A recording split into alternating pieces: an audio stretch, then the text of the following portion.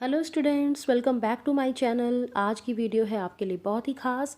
Annual exam की तैयारी करवाने वाली हूँ मैं आपकी, क्योंकि हम यहाँ पर डिस्कस करेंगे fully solve sample question paper.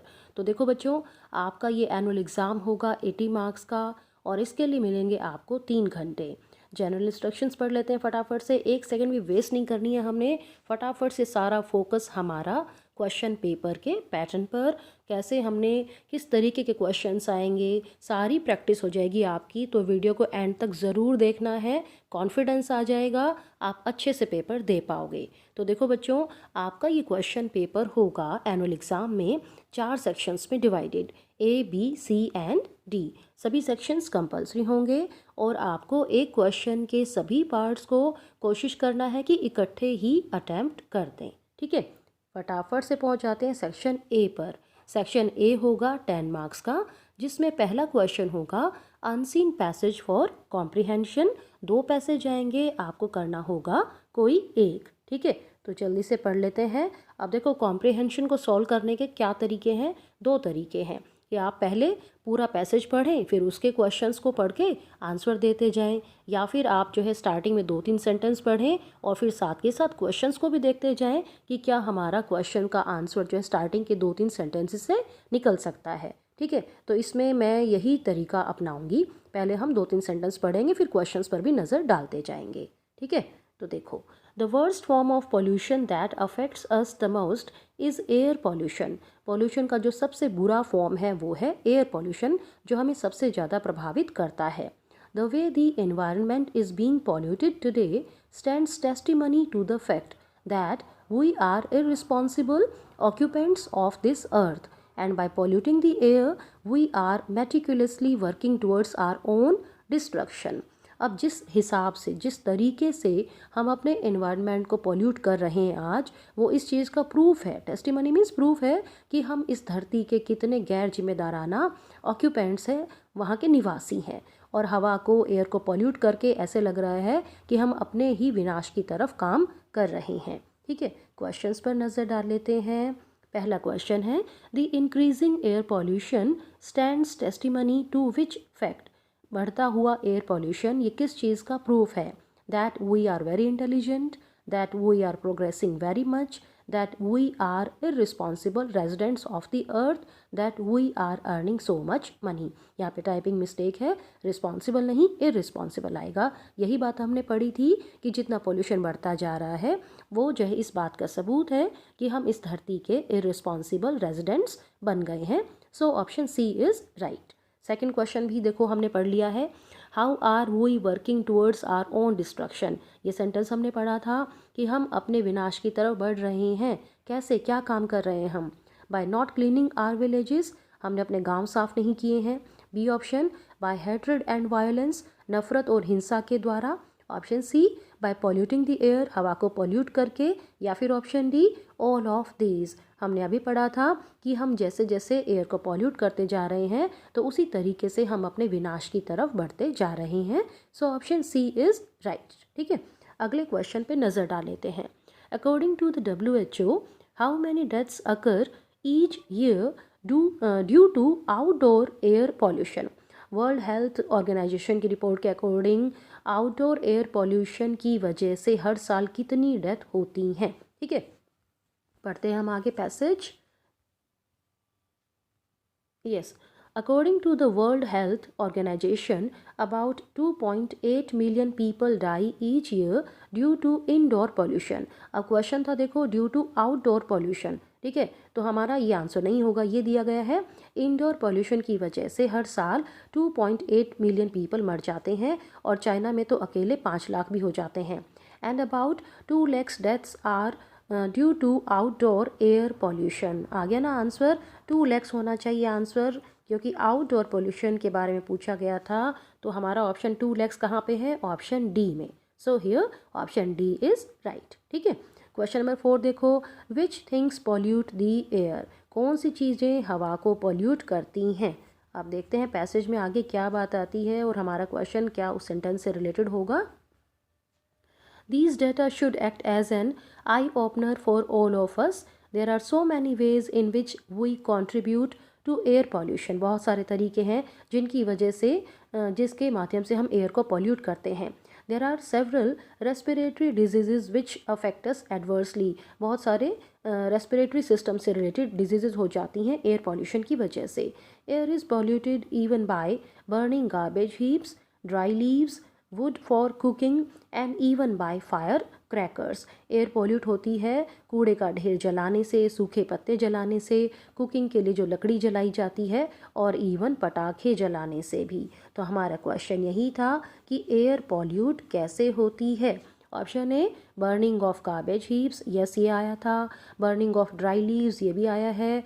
Use of fire crackers, yes ये भी आया है। तो इसका मतलब option D all of this is right. ठीक है, पांचवा क्वेश्चन है which word in the passage means the same as inhabitants और रेजिडेंट्स। अब पैसेज देखो हमें आगे पढ़ना ही नहीं पड़ेगा क्योंकि ये भी वर्ड जो हम पढ़ चुके हैं, बिल्कुल स्टार्टिंग में ही आया था। निवासी, रहने वाले, वो कौन से शब्द का मतलब है। रिस्पॉन्सिबल मतलब होता है जिम्मेवार, ऑर्गेनाइजेशन मतलब कोई संस्था, डिस्ट्रक्शन मतलब विनाश, ऑक्यूपेंट्स का मतलब होता है रेजिडेंट्स। ठीक है, तो यहाँ पर ऑप्शन डी इज़ राइट। तो देखो इसमें क्या हुआ, इस तरीके से हमने जो है पैसेज पर ज़्यादा टाइम नहीं लगाया और जो है हमारे सारे क्वेश्चंस के आंसर आ गए। ठीक है, तो हर समय पे पैसेज के अकॉर्डिंग होता है कि कौन सी ट्रिक जो है उस पर लागू होती है।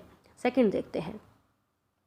The newspapers have taken the place of the Gita, the Bible and the Quran with the people.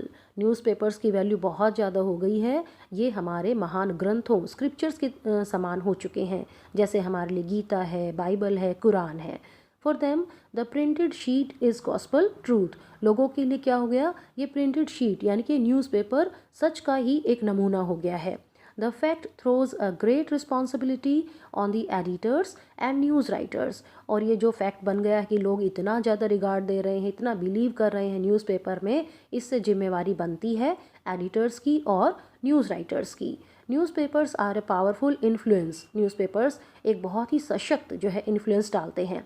It is the duty of the editors to see that no false report or report likely to excite the public is published in their newspapers। Editors की duty बनती है कि वो ये देखें कोई भी झूठी रिपोर्ट ना छपे या फिर ऐसी रिपोर्ट जिससे पब्लिक जो है भड़क जाए, वो ऐसी न्यूज़ नहीं छपनी चाहिए। The editors and their assistants have to be extra careful about the news they give and the manner in which they dress it। Editors को, उनके असिस्टेंट्स को बहुत ही केयरफुल होना चाहिए उन न्यूज़ के बारे में जो वो छापते हैं, जिस तरीके से वो उसको पेश करते हैं। In a state of independence, it is practically impossible for governments to control the press। अब आज़ादी मिल चुकी है तो सरकारों के लिए थोड़ा मुश्किल हो गया है, इम्पॉसिबल से लगने लगा है कि वो प्रेस को कंट्रोल कर सकें। तो ड्यूटी किसकी बनती है? It is the duty of the public to keep a strict watch on the newspapers and keep them on the right path. तो ड्यूटी बन जाती है पब्लिक की कि वो भी निगरानी रखें न्यूज़पेपर्स पर और सेट करें, उनको सही रास्ते पर चलने के लिए प्रेरित करें। An enlightened public would refuse to patronize inflammatory और indecent newspapers। अब देखो अगर पब्लिक जागरूक होगी तो वो खुद ही ऐसे न्यूज़पेपर्स को पढ़ने के लिए मना कर देगी जो दंगा फैला सकते हैं, जो इनडिसेंट होंगे। Newspapers which indulge in untruth और exaggeration prove very harmful to the society. ऐसे अखबार जो झूठ फैलाते हैं, जो बढ़ा चढ़ा के बातें कहते हैं, वो सोसाइटी के लिए बहुत ही नुकसानदायक साबित होते हैं। ठीक है, ये तो पूरा पैसेज पढ़ लिया हमने। क्वेश्चंस देख लेते हैं। Why are the newspapers a powerful influence for the people. Option है because they are cheap in price, ज़्यादा महंगे नहीं है इसलिए सस्ते हैं। Option B because they are owned by rich people, क्योंकि उनके मालिक होते हैं बड़े अमीर आदमी। Option C because they have become valuable like are scriptures, क्योंकि वे हमारे महान ग्रंथों के समान वैल्यूएबल बन चुके हैं। Option D none of this. तो पहला ही सेंटेंस था कि न्यूज़पेपर्स ने स्थान ले लिया है गीता का, कुरान का, बाइबल का। इसका मतलब ऑप्शन सी इज़ राइट। दूसरा, Who should take the responsibility of maintaining public's faith in newspapers? Public का फेथ बना रहे न्यूज़पेपर्स में, किसको ये जिम्मेवारी लेनी चाहिए? पॉलिटिशियंस को? नहीं, पैसेज में ऐसी कोई बात नहीं आई। एडिटर्स को? हाँ, एडिटर्स का नाम था। न्यूज़ राइटर्स को? यस, ये भी था। इसका मतलब option D both B and C is right. तीसरा, what is the duty of the editors, editors की क्या ड्यूटी है? No false report should be published, कोई झूठी रिपोर्ट नहीं छपनी चाहिए, यस ये बात आई थी। Option B, no report to excite the public should be published, public को भड़काने वाली कोई रिपोर्ट नहीं छपनी चाहिए, हाँ ये भी बात आई थी। Option C, more and more advertisements should be published, ज़्यादा से ज़्यादा विज्ञापन छपने चाहिए, नहीं ये बात नहीं आई। इसका मतलब option D both A and B is right. चौथा, व्हाट काइंड ऑफ न्यूज़पेपर्स में prove harmful to the society, कैसे न्यूज़पेपर्स समाज के लिए नुकसानदायक साबित हो सकते हैं? पहला, जो बिल्कुल सच प्रस्तुत करते हों, एब्सोल्यूट ट्रूथ को पब्लिश करते हों। दूसरा, newspapers that indulge in untruth, जो झूठ फैलाते हैं। तीसरा, जो मैटर को बहुत ही ज़्यादा बढ़ा चढ़ा के प्रस्तुत करते हैं। इसका मतलब कहाँ गए? Option D both B and C is right, क्योंकि जो सच को प्रस्तुत करेगा वो तो अच्छा ही होगा, वो नुकसानदायक नहीं होगा। So here option D is right. पांचवा क्वेश्चन है, which word in the passage means the same as awakened, जागरूक, कौन से शब्द का मतलब है? Indecent, enlightened, indulge, exaggeration. Option B, enlightened का मतलब होता है जागरूक, जो क्योंकि पैसेज में आया था जब पब्लिक जागरूक हो जाएगी तो वो खुद ही गलत न्यूज़ को नहीं पढ़ेगी, उनको प्रमोट नहीं करेगी। ठीक है, तो ये क्वेश्चन होगा आपका 5 मार्क्स का। सेक्शन ए मैंने 10 मार्क्स का बताया है। सेक्शन ए में दूसरा क्वेश्चन होगा नोट मेकिंग का, पैसेज आएगा, आपको उसमें नोट मेकिंग बनानी है और एक सुटेबल टाइटल भी देना है। ठीक है, तो देखो पैसेज पढ़ते हैं। अब नोट मेकिंग के लिए क्या ट्रिक दे रही हूँ बच्चों आपको, क्या फॉर्मूला होता है इसका कि आप 2-3 सेंटेंस को पढ़ो, ठीक है, उनमें से जो मेन बात निकल रही है, जो मेन पॉइंट्स होते हैं उनको आप लिखते जाओ। इसमें पूरे सेंटेंस बनाने की ज़रूरत नहीं होती है।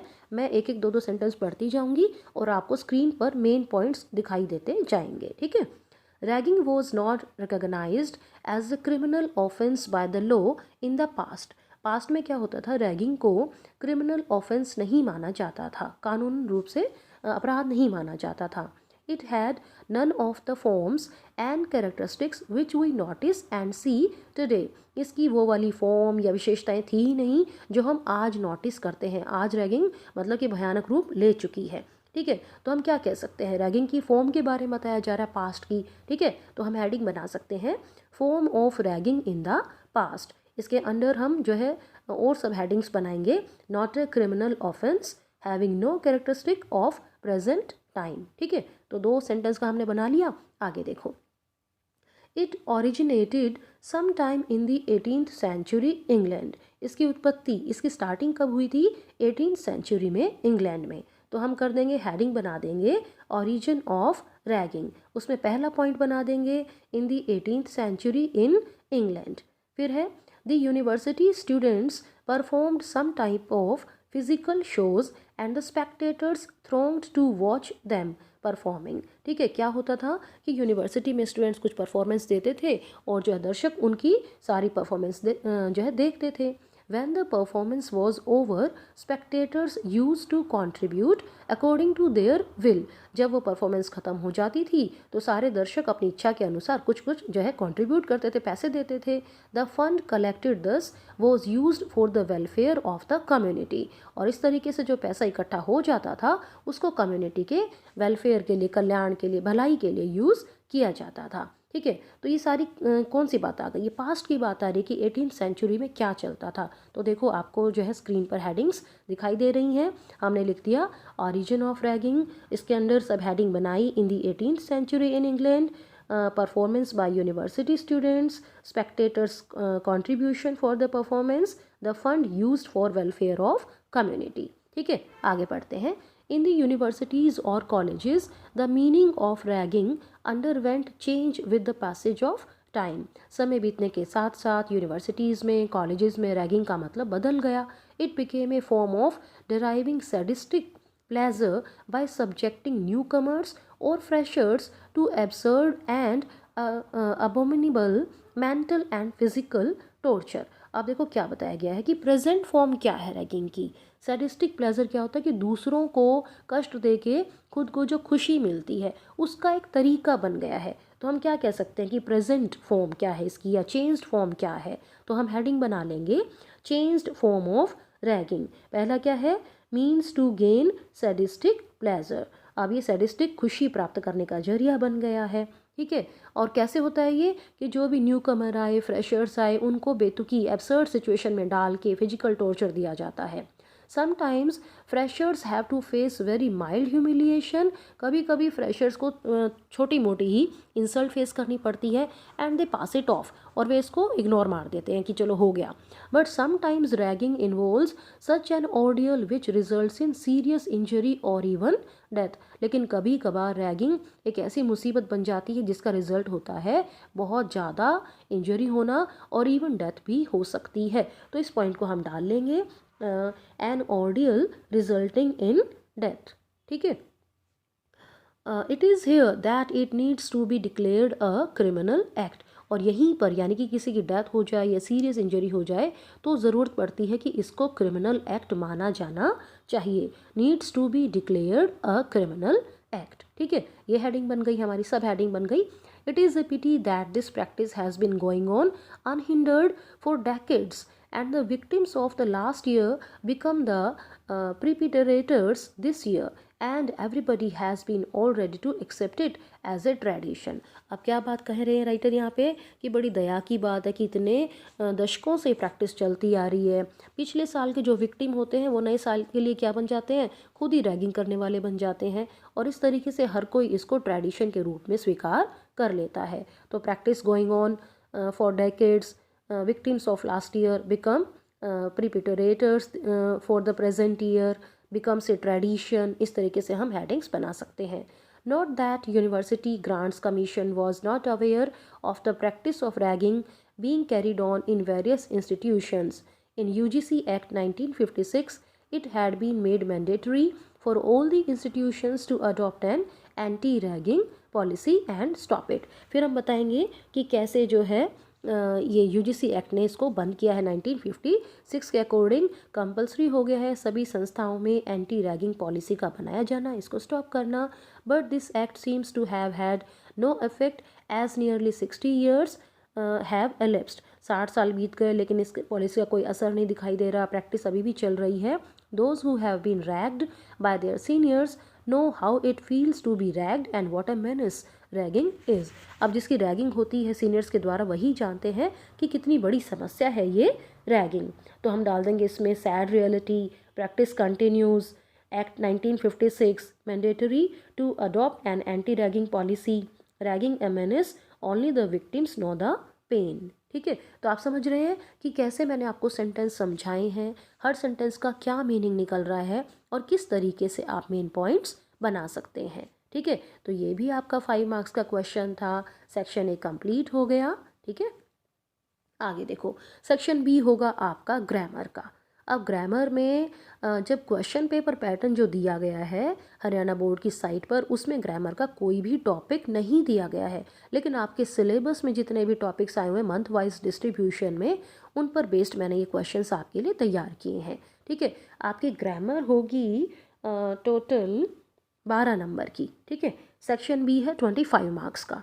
तो देखो सबसे पहले है determiners. This bucket is useless, it has not any handle. ये बकेट यूजलेस है, इसका कोई हैंडल नहीं है। नेक्स्ट है French is an easy language. Easy बोल रहे हैं तो वावल साउंड है तो एन आ गया। नेक्स्ट है he is a fool and has little sense. बिल्कुल ही नहीं है सेंस उसके अंदर, इसीलिए उसको फूल कहा जा रहा है। नेक्स्ट है correct form of the verb यानी टेंस पर बेस्ड, look the sun rise over the hills. अब देखो यहाँ पर लुक वर्ब आ गई है तो इससे हमें पता चल रहा है कि कोई काम हो रहा है हमारी आंखों के आगे। देखो सूरज जो है राइज हो रहा है। ठीक है, तो प्रेजेंट कंटिन्यूस हो गया तो हमारा आंसर होगा इज राइजिंग। नेक्स्ट है I blank study English for 5 years। Present perfect continuous tense हो गया, 5 सालों से मैं इंग्लिश पढ़ रही हूँ या पढ़ रहा हूँ। I have been studying. Next है the light went out while I read. Light चली गई जब मैं पढ़ रहा था। Past continuous, so answer will be was reading. ठीक है, टेंस की बहुत अच्छे से प्रैक्टिस करने के लिए सारी वीडियोस देखना। नेक्स्ट है fill in the blanks with suitable modals. Would और could you tell me the time. Request की जा रही है, पोलाइट रिक्वेस्ट है तो दोनों ही आ सकते हैं, वुड भी और ज़्यादा पोलाइटनेस हो तो कुड भी। ठीक है, तो दोनों ही ऑप्शंस ठीक हैं। नेक्स्ट है हाउ डेयर ही मिसबिहेव, उसकी हिम्मत कैसे हुई मिसबिहेव करने की, तो डेयर आएगा। थर्ड है he need not worry any more, उसको और ज़्यादा चिंता करने की ज़रूरत नहीं है। अब देखो बच्चों, आपके ग्रामर के सभी टॉपिक्स डिटेल में मैंने पढ़ाए हुए हैं, सारी वीडियोस हैं, सबका लिंक मैं आपको दे दूंगी डिस्क्रिप्शन बॉक्स में। सबके एमसीक्यूज़ की प्रैक्टिस करवाई हुई है और सभी टॉपिक्स पर मैंने आपको अलग से टेस्ट भी दिए हुए हैं, ठीक है। नेक्स्ट है fill in the blanks with suitable conjunctions. अब आपके सिलेबस में क्या है, डिटर्मिनर्स हैं, पार्ट्स ऑफ स्पीच हैं, तो पार्ट्स ऑफ स्पीच से प्रेपोजिशन भी आ सकती है, कंजंक्शन भी आ सकते हैं, एडजेक्टिव, एडवर्ब, किसी भी टॉपिक पर क्वेश्चन आ सकते हैं। तो मैंने लिए यहाँ पर कंजंक्शंस पर बेस्ड ये क्वेश्चन। पहला है he was so tired blank he could scarcely stand, वह इतना थका हुआ था कि बड़ी मुश्किल से ही खड़ा हो पा रहा था। तो आंसर हो जाएगा दैट। दैट यहाँ पे क्यों यूज़ किया है, that is used to express a consequence, result. वो इतना ज़्यादा थका हुआ था कि उसका रिजल्ट क्या हुआ कि वो मुश्किल से ही खड़ा हो सका। Next, you may take this book, answer है और दैट वन, या तो तुम ये बुक ले लो और वो वाली ले लो। तो एक ऑल्टरनेटिव दे रहे हैं, ऑप्शन दे रहे हैं, इसीलिए आ जाएगा और। नेक्स्ट है the girls sang blank the boys played, answer is while, लड़कियां गा रही थी जबकि लड़के खेल रहे थे। While is used to mean at the same time, जिस समय लड़कियां गा रही थी उसी समय लड़के खेल रहे थे, ठीक है। चलिए जी, अगला है change the following sentences into passive voice. पहला सेंटेंस लिया मैंने, the grapes are sour, answer will be the grapes are sour when tasted. Next, the jug contains milk, present indefinite का है ये सेंटेंस, वर्ब की फर्स्ट फॉर्म के साथ S लगी हुई है, मिल्क ऑब्जेक्ट है, आगे लेकर आएंगे। अब प्रेजेंट इंडेफिनिट वाला वाक्य है तो इज एम आर लगना है, मिल्क के साथ इज लगेगा, फिर वर्ब की थर्ड फॉर्म, फिर यहाँ पर बाय नहीं लगेगा, कंटेन के साथ इन प्रीपोजिशन लगती है, तो आंसर होगा milk is contained in the jug. Next है who has broken the wall, who is changed into by whom, और हैज़ हैव है तो बीन लगना है, by whom has the wall been broken, और लास्ट का क्वेश्चन मार्क मत भूलिएगा, ठीक है। अब आगे बढ़ने से पहले थोड़ी सी डिस्कशन हो जाए कि पेपर अटेम्प्ट कैसे करना चाहिए। इस क्वेश्चन पेपर में 4 सेक्शंस हैं, ठीक है। तो आप जिस सेक्शन में कंफर्टेबल हैं वही सेक्शन पहले करो। जैसे कि सी और डी में लिटरेचर के क्वेश्चंस आने हैं, आपको वो आते हैं, याद है, तो पहले वो कर लो, ठीक है। फिर उसके बाद राइटिंग स्किल पे आ जाओ, और फिर उसके बाद सही टाइम निकालो, अच्छे से टाइम निकालो पैसेज को सॉल्व करने के लिए। रही बात राइटिंग स्किल की, तो मैं आपको बताने वाली हूँ कॉमन पॉइंट्स कि आपको अगर body of the letter, body of the notice नहीं आता तो भी आप उन्हें अटैम्प्ट कर सकते हैं, ठीक है। अगला क्वेश्चन देखो, अगला होगा हमारा राइटिंग स्किल का। इसमें आपके लिए नोटिस होगा और मैसेज होगा, 3 नंबर का क्वेश्चन होगा ये। सपोज यू आर संजय और संजना, हेड बॉय और head girl of Sunlight Public School Ambala. Your school is going to organise a debate competition on the topic importance of moral values. Draft a notice informing the students of your school about it. देखो, अब आपका नाम दिया हुआ है, या आपका नाम या तो संजय है या संजना है, आप हेड बॉय और हेड गर्ल हैं, कौन से स्कूल के, सनलाइट पब्लिक स्कूल अम्बाला के, ठीक है। तो सबसे पहले आप स्कूल का नाम लिखेंगे, फिर नोटिस लिखेंगे, फिर साइड में डेट लिखेंगे। डेट लिखने का तरीका देख लीजिए, ऐसे ही डेट लिखनी है आपने। कई बच्चे जो है वर्ड लिखेंगे DATE, और उसके बाद जैसे आप नोटबुक में लिखते हैं वैसे लिख देते हैं, वो तरीका बिल्कुल गलत होगा बच्चों, ठीक है। नंबर कटेंगे उसमें, आपने डेट ऐसे ही लिखनी है, ठीक है। अब क्या है, नोटिस किसके बारे में, आपके स्कूल में डिबेट कॉम्पिटिशन होने वाला है, तो आप लिखेंगे डिबेट कॉम्पिटिशन, एक बॉक्स के अंदर बनाएंगे इसको। This is to inform all the students that our school is going to organize a debate competition on the topic importance of moral values. Simple sentence use किया है कि सभी स्टूडेंट्स को इन्फॉर्म किया जा रहा है कि हमारा स्कूल एक डिबेट कंपटीशन ऑर्गेनाइज करने वाला है। किस टॉपिक पे वो बता दिया आपने, फिर इस तरीके से अलग अलग बता दीजिए। वेन्यू क्या है, कौन सी जगह पर होगा कंपटीशन, किस डेट को होगा, क्या टाइमिंग होगी, और लास्ट की लाइन, हर नोटिस में जो भी कंपटीशन का नोटिस आ जाता है तो आप यही रखिएगा, those who are interested can register their names to the undersigned by, फिर डेट दे दो, ठीक है। अब देखो, कंपटीशन 6 मार्च का है, तो आप क्या कह रहे हैं कि जो भी इंटरेस्टेड है वो अपने नाम दे दें 4 मार्च तक। किसको? अंडर साइन को, जिसने नीचे साइन किए हुए हैं। और ये भी लाइन जो है, आप अगला सेंटेंस है, ये भी आप हर तरीके के नोटिस में यूज़ कर सकते हैं। For any detail please contact the under signed. जो भी कॉम्पिटिशन है उसकी डिटेल चाहिए और डिटेल चाहिए तो अंडर साइंड से कॉन्टैक्ट करें, संजना हेड गर्ल। ठीक है, बहुत ही ईजी है। जो बेसिक स्टेप्स बता रही हूँ ना मैं, उनको ध्यान रखना। ठीक है, आगे देखो। Read the following telephonic conversation between mister Raman Bhardwaj and Manish. Write the message in not more than 40 words. Raman Bhardwaj और मनीष के बीच में बात हो रही है। रमन भारद्वाज पूछ रहे हैं मिस्टर SK मिश्रा के लिए, मनीष उनका बेटा बोल रहा है। रमन भारद्वाज पूछते हैं मिश्रा जी कहाँ गए हैं, तो मनीष बताता है कि वो इवनिंग वॉक के लिए गए हैं और 7 बजे आएंगे, क्या मैं उनके लिए मैसेज ले सकता हूँ। रमन भारद्वाज कहते हैं कि अपने फादर को इन्फॉर्म करना कि रेजिडेंट वेलफेयर एसोसिएशन की एक अर्जेंट मीटिंग हो रही है उनके घर पे 7:30 बजे, मिश्रा जी की प्रेजेंस बहुत ज़रूरी है। तो मनीष कहता है कि I will convey the message. ठीक है, तो मैसेज कैसे लिखना है, देखो सबसे पहले आपने लिखा मैसेज। ठीक है, अब ये थोड़ा सा पास पास आ गए, इनको अलग लिखना है। एक तरफ डेट लिखेंगे आप बॉक्स में और एक तरफ लिखेंगे टाइम। ठीक है, dear father, mister Raman Bhardwaj telephone for you at 6:30 PM to inform you. किसने फ़ोन किया, ठीक है, कितने बजे किया और क्या मैसेज दिया, ये बातें बतानी है आपने बस। That an urgent meeting of the resident welfare association is going to be held at his residence at 7:30 PM। Your presence is urgent in the meeting. और कौन लिख रहा मैसेज, उसका नाम लिख दिया। ठीक है, समझ में आ गया। मैसेज लिखा, डेट, टाइम, फिर जो है किसको आप लिख रहे हैं मैसेज, मैसेज का सारा मैटर आ गया, और लास्ट में आप अपना नाम, जो भी राइटर है मैसेज का, वो लिख देगा। ठीक है, अगला क्वेश्चन होगा आपका पैराग्राफ। इसमें मैंने 2 टॉपिक दिए हैं आपको, एग्जामिनेशन सिस्टम और वैल्यू ऑफ बुक्स। ये आप अपने आप कीजिएगा। ठीक है, क्वेश्चन नंबर 6 आपका जो है 5वां क्वेश्चन 5 नंबर का ही होगा। क्वेश्चन नंबर 6 ये होगा आपका letter writing. Attempt any one of the following. इसमें चॉइस मिलेगी आपको, तो मैंने जो लिया है ये देखिए। यू आर ध्रुव और Dhwani staying at 200 circular road Ambala. Write an application to the principal DAV primary school Ambala in response to an advertisement for the post of a nursery teacher in that school.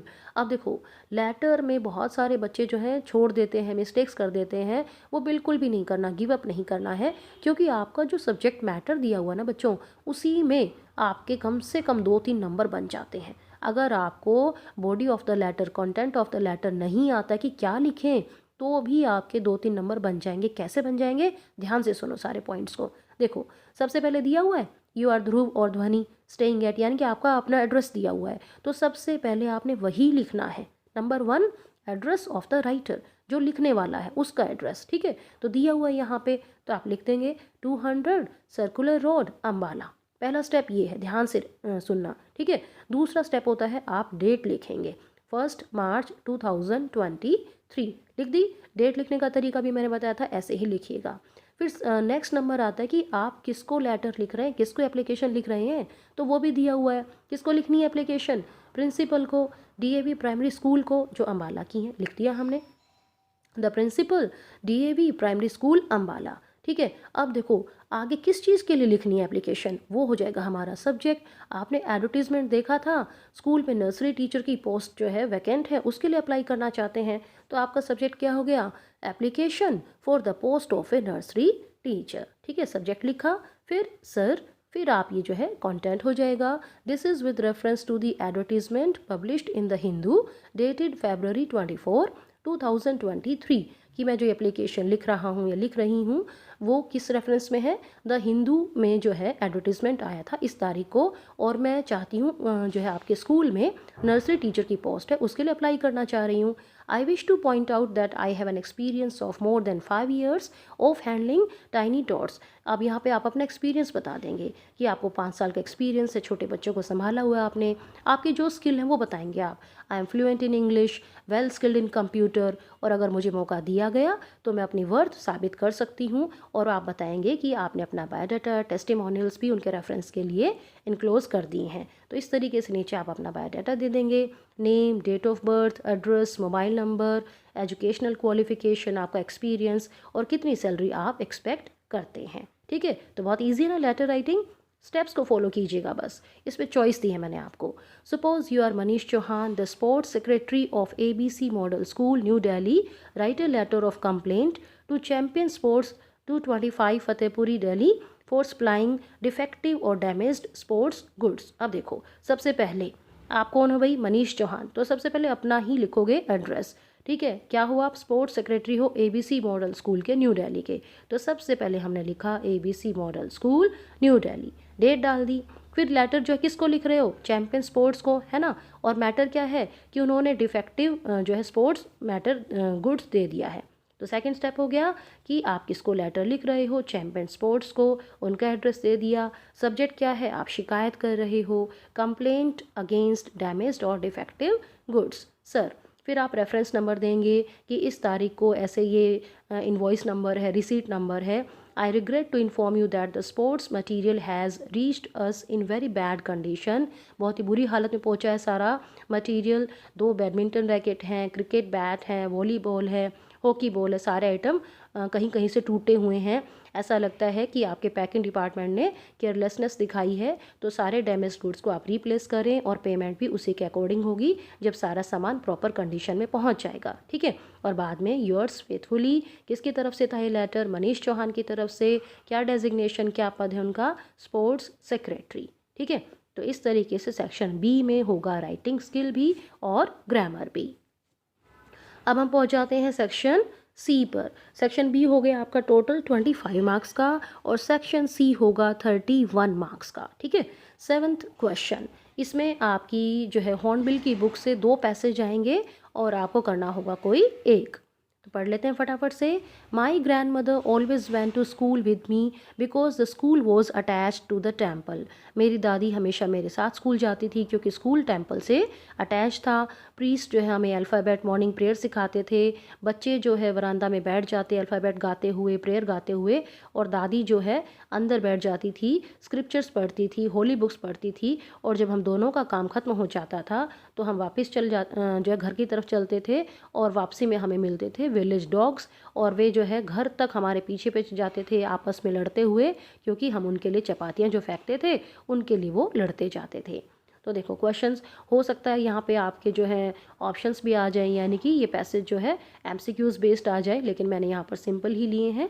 जो पहला क्वेश्चन है, name the chapter and it's writer. तो ये passage लिया गया है the portrait of A lady से, और इस चैप्टर को लिखा है, इसके राइटर हैं खुशवंत सिंह। सेकंड क्वेश्चन है, who went to school with the writer. Writer के साथ स्कूल कौन जाता था? उसकी दादी, his grand mother. Third, who taught the writer the alphabet and the morning prayer. Writer को अल्फ़ाबेट और मॉर्निंग प्रेयर कौन सिखाता था? The priest. Fourth question, who would meet them at the temple door. मंदिर के दरवाजे पे कौन मिलता था उनको? गांव के डॉग्स। पांचवा question, what would the writers grand mother do inside the temple. Temple के अंदर राइटर की दादी माँ क्या करती थी? She would read the scriptures, वो होली बुक्स पढ़ती थी। नेक्स्ट पैसेज है, लैरी और हर्ब पागलों की तरह पानी बाहर निकाल रहे थे और टिम्बर्स जो है टूटे हुए अलग अलग एंगल्स में लटक रहे थे। पूरा स्टार्ट बोर्ड जो है पिचक गया था। कपड़े, क्रोकरी, चार, टिन, टॉयज़ सब कुछ गहरे पानी में छलक रहे थे। मैं जो है आधा तैरते हुए आधा क्रोल करते हुए बच्चों के कैबिन में पहुंचा और पूछा, क्या तुम बिल्कुल ठीक हो? और जो है but my head hurts a bit and said Sue pointing to a big bump above her eyes. लेकिन शू ने कहा कि हेड बहुत दर्द कर रहा है, उसकी आंखों के ऊपर एक बिग बम्प हो गया था, बड़ी सूज गई थी उसकी आंखें। लेकिन मेरे पास जो है इन चीज़ों को देखने के लिए, बम्प हेड को देखने के लिए टाइम नहीं था। चलिए इसके क्वेश्चंस देख लेते हैं। नेम द चैप्टर, ये पैसेज लिया गया है। सेकंड चैप्टर है हमारा, we are not afraid to die if we can always be together. Second question is, who were pumping like mad man. पागलों की तरह कौन जो है पानी बाहर निकाल रहा था? Answer is Larry and Herb. Third question है, what was the condition of Shu. Shu को क्या हो गया था? उसकी आंखों के ऊपर एक बड़ा सा जो सूजन हो गई थी, बहुत उसका हेड भी हर्ट कर रहा था। Question number 4, where did the writer reach while crawling and swimming. आधा तैरते हुए और आधा जो रेंगते हुए जो है कैसे राइटर कहाँ पे पहुँचे? Answer is into the children's cabin. पांचवा question, which things sloshed about in the water. पानी में गहर जो क्या छलक रहे थे? Clothes, crockery, charts and toys. ठीक है, तो ये क्वेश्चन होगा आपका 5 मार्क्स का। नेक्स्ट है ऐसे टाइप क्वेश्चन 5 मार्क्स का। आप देखो हॉर्नबिल की बुक के सभी चैप्टर्स के ऐसे टाइप क्वेश्चंस मैंने इस वीडियो में दिए हुए हैं, तो सारा जो इंपॉर्टेंट वीडियोज़ है सबका लिंक मैं आपको दे दूँगी। मैंने यहाँ पे क्वेश्चन लिए हैं, how does the chapter we are not afraid to die suggest that optimism helps to endure the direst stress, और compare and contrast the character sketches of Frank and Crocker Harris. ठीक है, आगे देखिए 2-2 number वाले 5 question करने होंगे। Question number 9 होगा 10 marks का। ठीक है, पहला क्वेश्चन लिया है मैंने, mention the ways in which the sparrows expressed their sorrow when the author's grandmother died. Sparrows ने अपना दुख कैसे दिखाया जब ऑथर की ग्रैंड मदर एक्सपायर हो गई थी। Answer is thousands of sparrows sat silently around the dead body of the author's grandmother। हज़ारों स्पैरोज आई और दादी की डेड बॉडी के आसपास जो है साइलेंटली बैठ गई, वो कोई चर्पिंग नहीं कर रही थी। और जब ऑथर की मदर ने उनके लिए ब्रेड क्रम्स फेंके तो उन्होंने कुछ भी ध्यान नहीं दिया और वे चुपचाप उड़ गई जब दादी की डेड बॉडी को ले जाया गया। अब यहाँ पे देखो बच्चों 2 मार्क क्वेश्चंस हैं, ये भी चाहे आपका सेट 1 था, हाफ ईयरली था, सब में मैंने आपको इंपॉर्टेंट 2 मार्कर 5 मार्कर क्वेश्चंस दिए हैं, तो उन वीडियोस को भी एक बार वापस से देख लेना। ठीक है, second question, why was Tut's body buried along with gilded treasures. Tut की बॉडी के साथ खूब जो है खजाना जो है दबाया गया था, क्या कारण था। Answer is the ancient Egyptians believed in life after death. जो प्राचीन मिस्रवासी थे वो मानते थे कि डेथ के बाद भी लाइफ होती है। उनको लगता था कि वो अपना सारा जो ऐशो आराम का सामान है वो अपने साथ ले जा सकते हैं, इसीलिए कि टट को कोई परेशानी ना हो उसकी बॉडी के साथ भी बहुत ज़्यादा खजाना दबा दिया गया था। Next is explain the concept of shan shui. ये क्या कॉन्सेप्ट है। Shan shui literally means mountain water. इसका लिटरल यानी कि शाब्दिक अर्थ होता है माउंटेन वाटर, और ये 2 शब्द जो हैं, 2 एलिमेंट माउंटेन एंड वाटर, ये रिप्रेजेंट करते हैं यांग और यिन को। यिन का मतलब होता है यूनिवर्सल एनर्जी का फेमिनिन एस्पेक्ट। ठीक है, यांग होता है एक्टिव और मैस्कुलाइन पार्ट, और इन दोनों का इंटरेक्शन का मतलब होता है shan shui. The interaction of yin and yang is the concept of shan shui. Next है what is meant by sustainable development, when did this concept become popular. Sustainable development का मतलब होता है एक ऐसा विकास जो वर्तमान की ज़रूरतों को भी पूरा करे, लेकिन जो भावी पीढ़ियां हैं उनकी योग्यता भी जो है प्रभावित ना हो, वे भी अपनी ज़रूरतें पूरी कर पाएँ, और ये कॉन्सेप्ट पॉपुलर हुआ था 1987 में। नेक्स्ट है who was Milly, what did she tell Taplow. Milly कौन थी, उसने टैप्लो को क्या कहा। मिली थी मिस्टर क्रॉकर की वाइफ, और वो नहीं चाह रही थी कि टैप्लो इतनी देर वेट करे, क्योंकि क्रॉकर हैरिस घर पे थे नहीं, बाहर गए हुए थे ब्रूसर के पास, तो इसीलिए उन्होंने जो है टैप्लो को मेडिसिन लाने के लिए भेज दिया। नेक्स्ट है what was new in the volume 5 of his history book. The battle of Panipat was describe in the 5th volume of his history book. Battle of Panipat बताया गया था, और ये बुक कह रही थी कि मराठा जीत गए थे बैटल में, अब्दाली को हरा दिया गया था, काबुल भगा दिया गया था, लेकिन रियलिटी ये थी कि अब्दाली ही ये युद्ध जीता था। ठीक है, नेक्स्ट क्वेश्चन, अब आएंगे आपके पोइट्री पर बेस्ड क्वेश्चंस। 2 स्टैंजाज होंगे, आपको करना होगा कोई एक। Some 20-30 years later, she would laugh at the snapshot. See, Betty and Dolly, she would say, and look how they dressed us for the beach. The sea holiday was her past. Mine is her laughter. Both rhyme with the labored ease of loss. Poem कौन सी है, पढ़ते ही पहचान गए होंगे आप। A photograph, poet है शर्ले टोल्सन। Second question है whom does the word she refer to in the sentence she would laugh at the snapshot। यहाँ पे she किसको रेफर करता है, वो स्नैपशॉट को देखकर हंसती थी। द पोएट्स मदर, she का मतलब द पोएट्स मदर।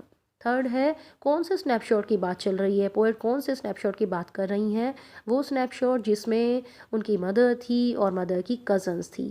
ठीक है, next who were Betty and Dolly, वो थी पोएट की मदर की cousins. Next question what was the thing of past for the poet. Poet के लिए पास्ट की चीज़ क्या बन चुकी थी। पोएट की मदर जो है एक्सपायर हो चुकी थी, तो इसीलिए माँ की हंसी पोएट के लिए पास्ट की चीज़ बन चुकी थी। The laughter of her mother was a thing of past for her. दूसरा स्टैंजा लिया मैंने फादर टू सन से। The seed I spent or sown it where the land is his and none of mine. We speak like strangers. There is no sign of understanding in the air. This child is built to my design. Yet what he loves I cannot share. Poem है father to sun, poet है Elizabeth Jennings. Second question, what does the speaker mean by seed here? Seed का क्या मतलब है? Seed का मतलब है father ने जितनी कोशिशें की, प्यार किया और जिस तरीके से बच्चे का पालन पोषण किया, जैसे बीज में पानी खाद दी जाती है, उसको बड़ा किया जाता है, तो वो फादर की प्यार, उसका मेहनत दिखाई गई है। Third, how do the father and his son speak like? Father और बेटा कैसे बात करते हैं? They speak like strangers. Question number 4, what does the poet mean by this child is built to my design? इस सेंटेंस का क्या मतलब है? It means that the son resembles his father physically. Son जो है उसकी शक्ल मिलती है पापा से, लेकिन साथ ही साथ फादर जो जिस तरीके से उसका पालन पोषण करना चाहते थे उसी तरीके से उन्होंने किया था, उन्होंने अपने अकॉर्डिंग उसको बड़ा किया था। ठीक है, अगला क्वेश्चन है, why does the poet say there is no sign of understanding in the air? Poet क्यों कहते हैं कि कोई अंडरस्टैंडिंग का कोई नामो निशान नहीं है? इसका मतलब क्या है? They lack communication, they speak like strangers, इसीलिए उनके बीच में कोई अंडरस्टैंडिंग नहीं है। ये क्वेश्चन होगा 5 मार्क्स का। अगला question, attempt any 2 questions, what and why has the goldfinch been compared to in the poem the laburnum top? और अगला ली है मैंने, what does the shower of rain tell the poet? तो बच्चों देखो, थर्ड क्वेश्चन है, what do adults usually talk and preach of? How do they differ in their actions? सभी पोएम्स की समरी भी मैंने अलग से वीडियो में दी हुई है, तो उस वीडियो से आप सारे क्वेश्चंस को अच्छे से याद कर लेना, इसका लिंक भी आपको मिल जाएगा। अब हम पहुंच जाते हैं सेक्शन डी पर, जो है 14 मार्क्स का। आप देखो, इसमें मैंने ऐसे टाइप क्वेश्चन में लिया है, compare and contrast the character sketches of Mrs Pearson and Mrs Fitzgerald. ये आपको स्क्रीन पर दिखाई दे रहा होगा। ये हमने जो है जो मैं आपको लास्ट ईयर का भी सॉल्ट सैम्पल पेपर की जो वीडियो है उसका लिंक भी दूंगी, तो वो भी देखेगा, क्योंकि उसमें भी मैंने बहुत सारे 2 मार्कर 5 मार्कर क्वेश्चन सारे सॉल्व दिए हुए हैं। ठीक है, तो ये दोनों ऐसे टाइप क्वेश्चन आपको उस वीडियो में मिल जाएंगे। ठीक है, अगला question, answer the following questions, attempt any 2। ये क्वेश्चन जो है आपको इसमें 4 क्वेश्चंस दिए हैं मैंने यहाँ पे। ठीक है, कोई 2 करने होंगे, ये होंगे 3 marker questions. Who was Mrs Dorling, where did she live? Mrs Dorling कौन थी? नरेटर की मदर की जान पहचान की औरत थी, और जब युद्ध हुआ था तो नरेटर की मदर ने अपनी सारी बिलोंगिंग्स इनके पास छोड़ दी थी, और उनका एड्रेस था number 46 Markovnikov street. What reasons did the head teacher offer for expelling Albert from school? Head teacher ने एल्बर्ट को स्कूल से निकाल दिया, क्या कारण दिया था? The head teacher told Albert that no serious work could be done in his presence. Head teacher ने बोला कि तुम्हारे प्रेजेंस में तो कोई सीरियस काम होता ही नहीं है। जब तुम क्लास में होते हो तो टीचर के लिए पढ़ाना मुश्किल और बच्चों के लिए पढ़ना मुश्किल, और वो उसको जो है क्या कहा गया? विद्रोही कहा गया। इसीलिए ये कारण बताए गए, और इन्हीं कारणों से एल्बर्ट को स्कूल से निकाल दिया गया। Third question, why did Joe Morgan go to bring over? Joe Morgan की वाइफ पहला बेबी एक्सपेक्ट कर रही थी, केस बहुत सीरियस था तो डॉक्टर की ज़रूरत थी, तो इसीलिए डॉक्टर एंड्रू मैनसन को लाने के लिए जो मॉर्गन ब्रिंग ओवर गए थे। Last question, how was a Mallon crowned as the king of the country? Mallon को राजा क्यों बना दिया गया? अब देखो क्या था कि मिनिस्टर्स जो है अपने राज्य की पुरानी कस्टम को, रिवाज को फॉलो कर रहे थे। कस्टम क्या थी कि जो भी पहला व्यक्ति सिटी गेट से गुजरेगा वही स्टेट का रूलर चूज़ करेगा। अब जब ये निर्णय लिया गया तो उस समय जो पहला आदमी वहाँ से गुजरा वो था एक इडियट, और उसने कहा कि melon would be the king, तो इस तरीके से मैलन को कंट्री का किंग बना दिया गया। और अब हम पहुँच गए हैं लास्ट क्वेश्चन, इसमें आपके 3 MCQs आएंगे। ठीक है, who is the narrator in the story the summer of the beautiful white horse? आप देखो, आपके स्नैपशॉट्स की बुक के सभी चैप्टर्स के MCQs मैंने बनाए हुए हैं, उनको अलग अलग से भी याद कर लेना। ठीक है, देखो यहाँ पर the summer of the beautiful white horse में नरेटर कौन है? जॉन बायरो, किसान का नाम है। Mourad, Aram, uncle Khosrove. इसका सही आंसर है बच्चों option C, Aram is the narrator. Second, Andrew Manson was working as an assistant to. Andrew कौन से डॉक्टर के यहाँ असिस्टेंट का काम कर रहा था? Leo Tolstoy, Henry Page, Edward Page, Thomas Page. Answer है option C, doctor Edward Page. Last question, the ghat of the only world के राइटर कौन है? विक्रम सेठ। अमिताभ घोष, JB प्रिस्ली, मस्ती वेंकटेश अयंगर, ये क्वेश्चन मैं छोड़ती हूँ आपके लिए। सारे चैप्टर्स के टाइटल याद कर लेना, सबके राइटर्स के नेम्स भी ज़रूर याद कर लेना। तो इस वीडियो में हमने तैयारी कर ली है 80 मार्क्स की। तो बच्चों मैं फिर से बता रही हूँ कि सेट 1, हाफ ईयरली, सेट नवंबर, इन सब के जो सैम्पल पेपर मैंने दिए थे उनमें मैंने आपको इम्पोर्टेंट 2 मार्कर, 5 मार्कर, MCQ सारे दिए हुए हैं। उन वीडियोस को भी ध्यान से देखना। आई होप आप में कॉन्फिडेंस आ गया होगा, आपको समझ आ गया होगा कि पेपर किस तरीके का आएगा, किस तरीके के क्वेश्चंस आएंगे। ठीक है, best wishes to all of you and thank you very much for watching this video.